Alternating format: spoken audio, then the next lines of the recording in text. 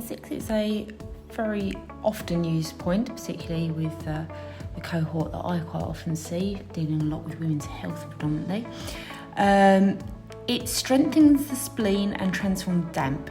So strengthening the spleen has got this function for digestion of food, digestion of information. So if you've got a bit of a weak spleen, you will have digestive problems, bloating, poor appetite. So spleen 6 is a great point to build up spleen chi.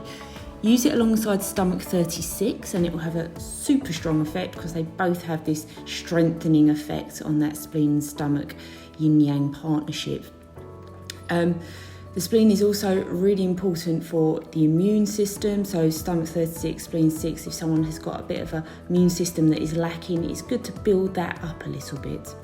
Now the spleen can be inhibited by if your liver chi is a bit stagnant. So if you're a bit stressed, and your liver chi is being stagnated, which means central sensitization, altered stress response, it can actually inhibit the spleen's function. So sometimes you want to use both together. So maybe liver 3 to move liver chi, spleen 6 to boost the spleen chi function. Symptoms you might get with that, kind of like alternating IBS between constipation, diarrhea, and just that stressed, worn out feeling. I can think of a lot of people like that. It benefits the kidney, it's to do with digestion, it's about transporting food and transforming it into chi and energy. It also nourishes the yin. So what I'm talking about with that is think about all your parasympathetic functions in the body. So if someone has been in their stress response, their fight or flight response for a long time, you tend to find that the parasympathetic, or Chinese medicine talk yin, gets very much depleted. And think about the parasympathetic responses in the body. Not being able to switch off, rest, relax, get into sleep. It's to deal with kind of eye lubrication, mouth lubrication, kind of saliva.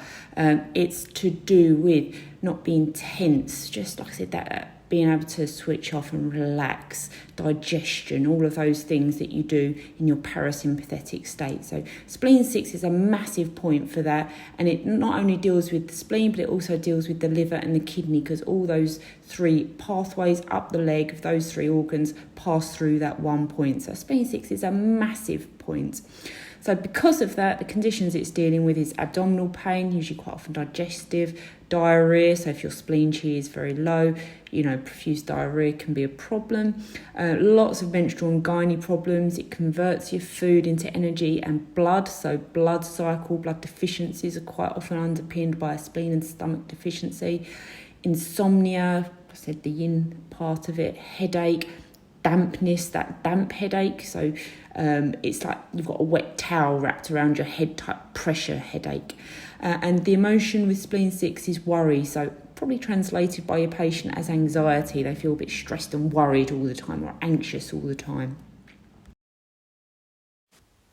Spleen 6 is found by finding the medial malleolus and measuring 3 sun up from there. And that's how I'm measuring it with my palm width from the outside of the little finger to the inside of your index finger. Roll off the tibia, and it's in the depression just behind the tibia, and needle perpendicularly into the space.